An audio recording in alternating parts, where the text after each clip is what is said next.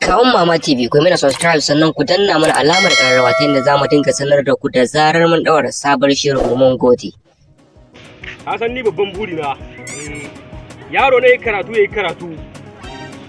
Me kake so ya zama? Ya zama shugaban kasa. Inda ni ban samu ba. Shi ya kamata a ce ya samu. Ba gona ba shugaban kasa fa? Ga wannan banza ga wannan obi. Me yake samu ga wannan ba babu dake sai da gona.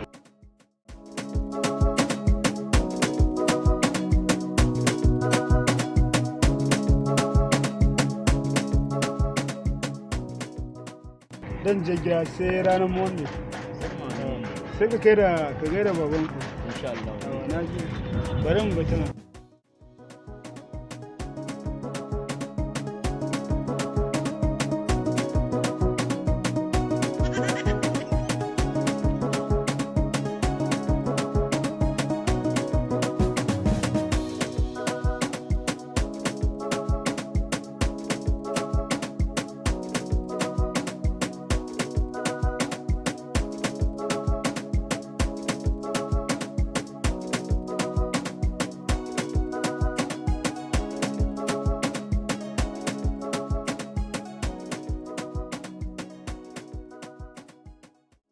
Ya karatun?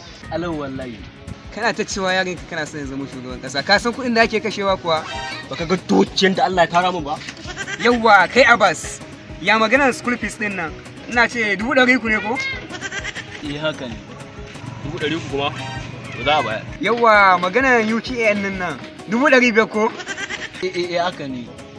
Ko nawa ne zan iya biya? A gaskiya ne ya kamata kan tunda kana son ya zama shugaban kasa ne. Amma mu kabin da ake koya muku kafin nan. Gaskiya. Baba aka ake yi ta. Kai za ka ga mu karatu ne? Ka san lokacin da muka yi karatu 89. Lokacin da muka yi karatu 89 ba a haife ku ba ka mace da kasa ni aka nafi gane shi. Gaskiya. To je ka kwana wani zan kai shi akan abun nan. Ka gani? The street food of the line and us can be handy. Yawa to alhaji yanzu ni ba zan tashi na je ta gida. To shi ke. Ba Bati